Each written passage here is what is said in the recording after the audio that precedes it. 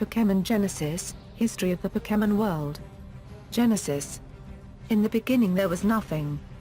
What would eventually become the universe consisted of a formless black mass, hovering over an endless plane of nothingness. That was until an egg appeared. In that moment, Arceus was born, a being of immense, incomprehensible power, and the void radiated with light for the first time. Shaping countless arms from his latent energy, Arceus set to work creating the trio that would finally fertilize its barren existence. He named these children, Dialga, Palkia and Giratina. Dialga roared into the void, and the concept known as time burst into being. Palkia lifted its arms high, releasing titanic waves of matter into the darkness, and the void became known as space, populated with galaxies, planets and blazing stars. Finally, Giratina's eyes lit up with a ferocious intensity, and antimatter to oppose Palkia's matter silently appeared in every corner of space, bringing balance to that chaotic realm. The universe as we know it had been born. And yet, the peace was short-lived. Each seeing its creation as more important than the others, a bitter war erupted between the three children. Time spiraled out of control, threatening to send the universe back to the chaotic blackness that had ruled before, and space grew unstable once more, pierced by tendrils of antimatter known as black holes. Seeing this, Arceus unleashed his first judgment, banishing each of the trio to their own separate realms, whilst simultaneously locking much of their power into three mysterious orbs. The war was over. Earth. Turning his attention back to creation, Arceus willed three more beings into existence, Groudon, Kyogre and Rayquaza. Not wanting to repeat his past mistakes, he bestowed less of his power upon each of the three, although still enough for them to complete the grand designs he had planned. Picking his favorite of Palkia's planets, he set his plan into motion. Groudon raised the land violently, willing massive plumes of molten rock to the surface from deep within the planet's core. Kyogre covered the rest of the surface with a life-giving substance known as water, while Rayquaza filled the remaining area with an atmosphere of air. Inevitably, tensions between the three often flared up. Occasionally, large sections of Groudon's land would disappear into the ocean overnight, or Kyogre's territory would be invaded by the appearance of a new island. But Arceus had been coming. This time, a fragile peace was maintained through the intervention of Rayquaza, who acted as a mediator, untouched by either of his siblings. There was only one thing on which all three siblings could agree, a name for their planet, Earth. As Earth aged, it grew more stable, until Groudon and Kyogre were eventually coaxed into taking up a long rest by Rayquaza. Groudon retreated into Earth's fiery mantle, Kyogre rested within the deepest depths of the ocean and Rayquaza kept watch from above. With the safety of Earth ensured, your next phase of Arceus' plan could now begin. Life. Before Arceus would create any more creatures, he saw it necessary to prepare the planet for their arrival. Therefore, he created a solitary being, Regigigas, to cultivate the garden of his creation. With Herculean effort, Regigigas tore Groudon's solitary land mass apart, forming smaller areas known as continents. Once this was done, Arceus began to differentiate these areas into biomes. For the first time, mountains pierced the sky. Deserts scorched the earth, and lush rainforests and meadows provided life-sustaining sanctuary. Earth was now ready. Arceus roared, sacrificing huge amounts of his divine power as thousands upon thousands of creatures began to cover the earth, each belonging to one of 8 tribes. Victini populated the deserts, deriving their fiery strength from the heat that sustained them. Diancie colonized the ground and caves, giving even the most humble areas of earth a beauty unmatched. Strange beings named Jirachi fluttered in the skies and peaceful Manaphy drifted carefree in the seas. Meloetta, Shaman and Kelbai inhabited Earth's forests and plains, each magnifying the beauty of their surroundings even further. Finally, huge numbers of new colonized every corner of Earth, multiplying fruitfully and increasing the populations of both their own tribe and others, through their unique ability to adapt and transform. Life was simple. For many years, Earth was a cornucopia of harmony and love, untouched by the violence and strife that had plagued the early days of the universe. But all good must come to an end, and the golden age of Earth was destined to eventually draw to a close. Downfall divine as he was, Arceus was not infallible. Although initially satisfied with his creation, he eventually grew bored. The universe was stagnant. Gone were his days of creation and glory, gone were his first 3 children, instruments of such awesome power and wonder, and gone was much of his own strength, sealed within Earth, the jewel in the crown of his empire. Change was on the horizon. With some difficulty, Arceus created 2 new servants, the Eon duo, Latios and Latios. Far from the safety and harmony of Earth, these creatures were tasked with exploring the chaotic reaches of space, in the hopes of discovering new and wondrous creatures that could be brought back to Earth. Although at first promising, this plan quickly turned sour.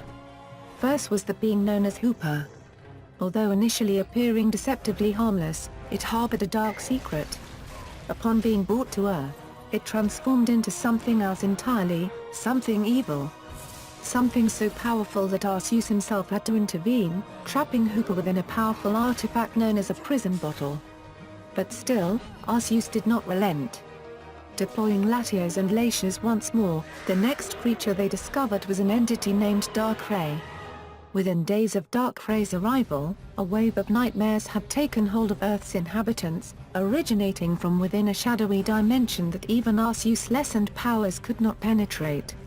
Begrudgingly, Arceus created another powerful being, Cresselia, to negate Darkrai's negative influence. With Cresselia's help, Arceus succeeded in greatly limiting Darkrai's influence on Earth. One final time, Arceus sent out the Eon duo. This time they discovered an intelligent, peaceful entity known as Deoxys, a life form that was cellular in nature. But as the 3 began their journey back to Earth, disaster struck. Radiation from deep within space caused Deoxys to mutate, transforming the once peaceful being into a harbinger of doom. Growing more and more powerful, it rained destruction upon the peaceful inhabitants of Earth. Only through the intervention of Rayquaza was Deoxys defeated, but by then the damage had been done. The inhabitants of Earth had been ravaged beyond repair. Within weeks the population of Earth had been reduced from thousands to less than 100. The few remaining individuals of each species cowered deep within their habitats, too frightened to re-emerge, and once again Earth found itself silent and barren. Arceus' plan had failed. Resurgence calling his most powerful creations to council on the lofty peaks of Mount Coronet, Arceus began to formulate a plan that could fix the damage he had inadvertently wrought upon Earth. Creating more of his original 8 creations would be impossible. He had precious little of his divine power left, and so the decision was made to change creation, rather than to create a new. With difficulty, several of the surviving Mew were brought to Spear Pillar. Although difficult, Arceus eventually succeeded in persuading them to his plan, for he was not a cruel ruler, wanting only happiness and contentment for his subjects. Sacrificing much of their power and pushing their abilities of transformation to the extreme, the Mew divided rapidly into groups of weaker, yet still magical creatures that would one day become known as Pokémon. Like their creators, these creatures too could change, growing into more powerful forms as their now mortal lives progressed. Grateful for their sacrifice, Arceus gave the remaining Mew the privilege of naming their children, which they did with glee, bestowing them with names such as Aerodactyl and Tyrantrum, each fitting their individual powers and personalities. With that, the inhabitants of Earth were left to propagate once more. Over countless millennia, the Pokémon of Earth multiplied and changed beyond recognition. Through the processes of speciation and evolution, the number of separate species of Pokémon eventually grew to number in the hundreds. Arceus' plan was progressing exactly as he had planned. Until something unexpected occurred, something even he could not have foreseen. A new race had appeared. Separate from Arceus' Pokémon, and lacking the awesome power of their counterparts. Although slow and weak, they were also sharp of wit, and quickly grew their numbers, expanding to every known corner of the planet. For a short time, Arceus considered crushing them, but decided against it. For now, he reasoned, they were harmless. He named these creatures, humans. Arceus silently watched and waited as humanity grew and developed. From the wheel to advanced farming methods, over time humanity developed ingenious tools to assist their painfully limited existence, a trait that did not go unnoticed by their overseer. Impressed and humbled by their craftsmanship, Arceus decided to reward them. Wanting humans to radiate with the same love and energy that had first inspired him to create Earth, Arceus sought after 3 wise Mew Elders, providing them with greater power and knowledge than they had ever known. These elders became known as Uxie, Azulf and Mesprit, symbolizing knowledge, emotion and willpower respectively. Together, the trio worked to spread these emotions throughout the world, finally providing humanity with the tools necessary to truly grow beyond their limited means. But Arceus had yet more to give. Having long since fulfilled his original purpose of splitting the continents apart, Arceus now tasked Regigigas with assisting the humans in their growth, exalting their measly societies into something more congruent with the rest of his creation. And so the work began. Advancement Regigigas set upon his task with glee, using his immense power to accelerate the growth of mankind beyond comprehension. Within a day, he could clear whole forests, or peaks as tall as the clouds, all for the expansion of human towns and cities. Within a week, entire populations of Pokémon could be brought for collaboration with humans. Blissey, for example, could heal even the deadliest of wounds, saving those that were beyond the help of even the most skilled human healers.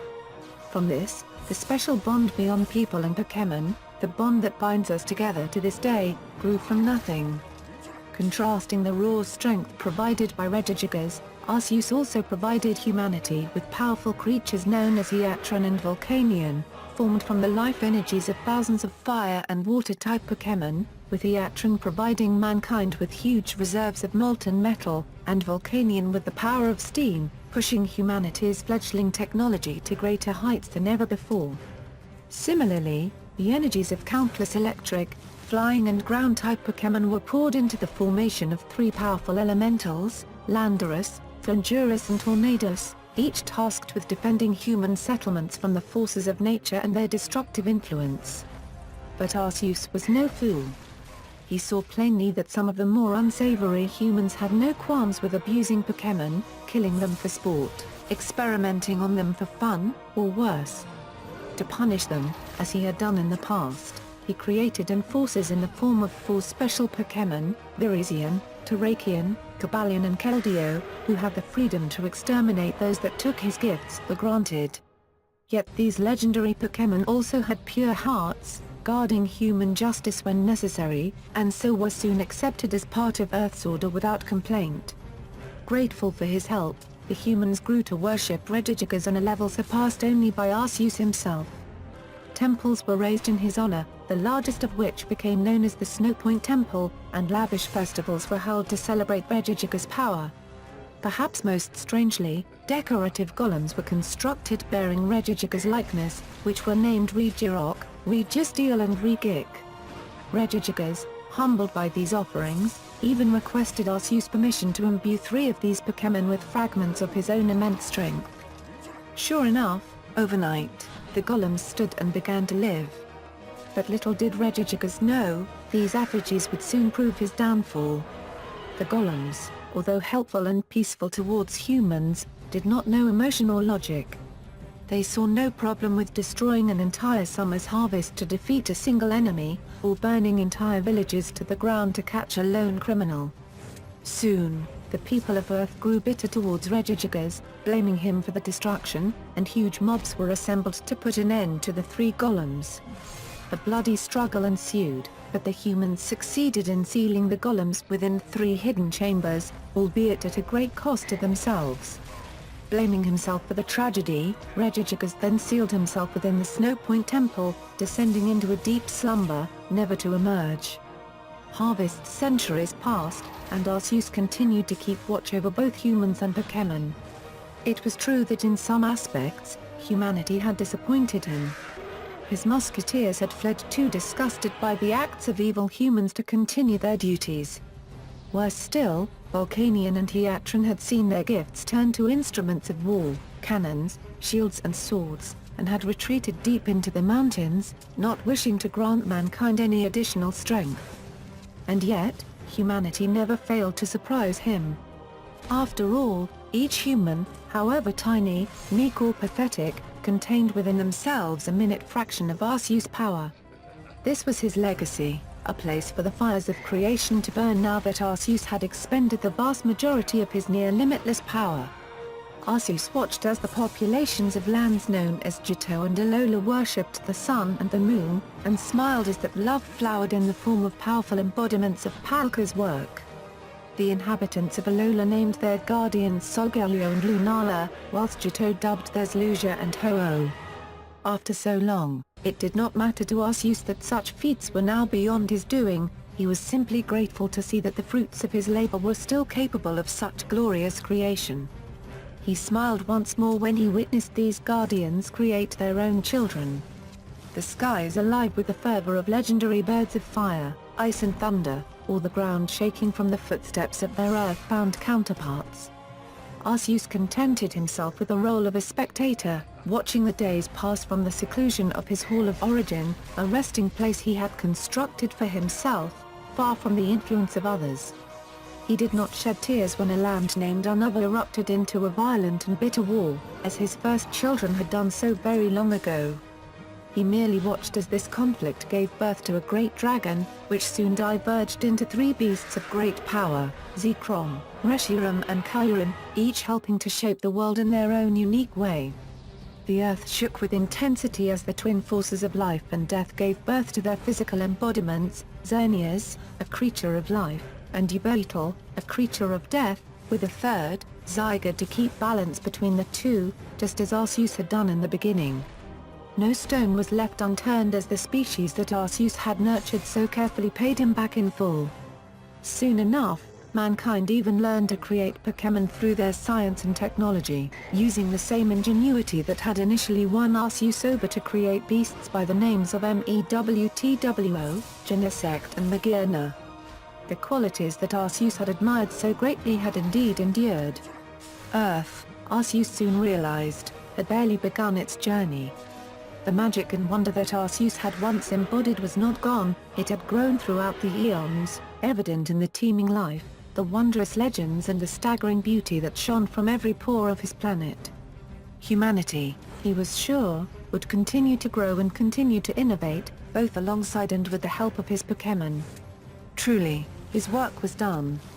At long last, Arceus slept, finally content with his creation. This is the story of the Pokémon world. Now all that is left to add is yours.